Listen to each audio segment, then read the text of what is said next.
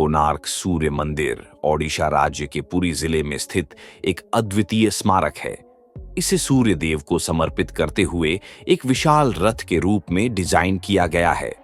वास्तुकला, नक्काशी और पौराणिक कथाएं इसे न केवल ऐतिहासिक बल्कि सांस्कृतिक दृष्टि से भी अमूल्य बनाती है।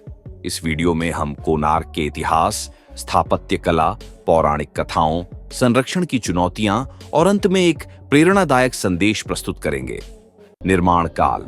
कोणार्क सूर्य मंदिर का निर्माण 13वीं शताब्दी में राजा नरसिंहदेव प्रथम 1238 से 1264 ईस्वी के शासनकाल में करवाया गया था। कहा जाता है कि लगभग 12 वर्षों की अथक मेहनत और हजारों कारीगरों की प्रतिभा से यह अद्भुत स्मारक तैयार हुआ। राजनैतिक और सांस्कृतिक महत्व। उस समय के साम्राज्य की शक्ति, कला एवं विज्ञान का समागम इस मंदिर में दर्शाया गया है। राजा ने इसे अपनी विजय और सांस्कृतिक उन्नति का प्रतीक बनवाया था। पौराणिक कथा। पुराणों के अनुसार भगवान श्री कृष्ण के पुत्र सांब को कुष्ठ रोग हुआ था। इस रोग से मुक्ति पाने हेतु सांब ने 12 वर्षों तक कठोर तपस्या की। सूर्य देव ने उनकी तपस्या से प्रसन्न होकर उन्हें दृष्टि प्रदान की और रोग का निवारण किया। इसी प्रसंग में सांब ने सूर्य देव की मूर्ति पाई, जिसके आधार पर मंदिर का निर्माण करवाया गया। सांस्कृतिक संदर्भ। सूर्य देव को सभी रोगों का नाशक माना जाता है और इस मंदिर की स्थापना के पीछे यह भी मान्यता है कि सूर्य देव की कृपा से सांब ने न केवल रोग से मुक्ति पाई बल्कि अपने साम्राज्य का वैभव भी बढ़ाया। रथाकार। पूरा मंदिर सूर्य देव के रथ के रूप में डिजाइन किया गया है, जिसमें 12 जोड़ी पहिए हैं। इन पहियों को या तो दिन के 24 घंटे या वर्ष के 12 महीनों के प्रतीक के रूप में देखा जा सकता है। घोड़े का प्रतीक। मंदिर को 7 घोड़े खींचते हैं, जो सप्ताह के 7 दिनों का प्रतीक है। यह डिजाइन दर्शाता है कि कैसे सूर्य देव निरंतर जीवन और ऊर्जा प्रदान करते हैं। कला।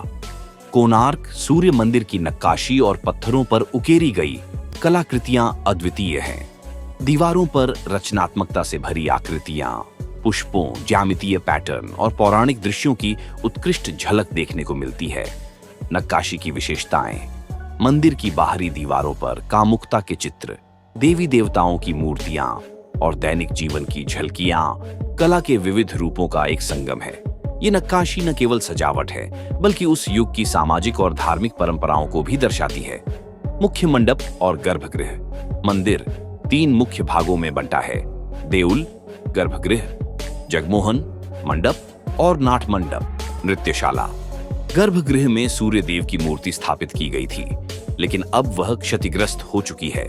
नाट मंडप। यहाँ पर नृत्य और संगीत के दृश्य को दर्शाते हुए कई कलात्मक मूर्तियां उकेरी गई हैं, जो उस समय के धार्मिक उत्सव और सामाजिक गतिविधियों का प्रतीक है। और जीवन। सूर्य देव को जीवन, ऊर्जा और ज्ञान का स्रोत माना जाता है। मंदिर की संरचना में यह बात स्पष्ट दिखाई देती है, जहां सूर्य की किरणें मुख्य द्वार पर प्रवेश करती हैं। आध्यात्मिक संदेश।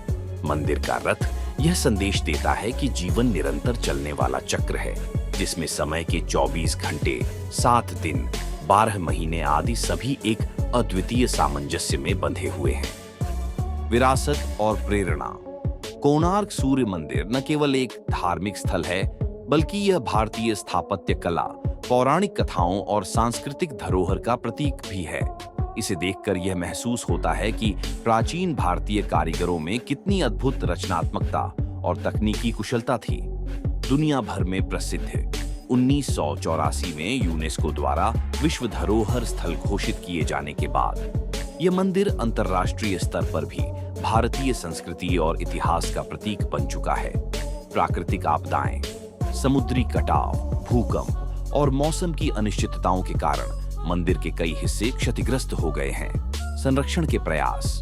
भारतीय पुरातत्व सर्वेक्षण ASI द्वारा मंदिर के जीर्णोद्धार के लिए निरंतर प्रयास किए जा रहे हैं, जिनमें क्षतिग्रस्त पत्थरों को बहाल करना और संरचनात्मक स्थिरता बनाए रखना शामिल है। बाहरी सतह की बहाली। हाल ही में यह आरोप भी उठाया गया कि मंदिर की बाहरी सतह पर की गई बहाली में पत्थरों की गुणवत्ता मूल सामग्री से मेल नहीं खाती। जिससे कला की प्रामाणिकता पर प्रश्न उठते हैं।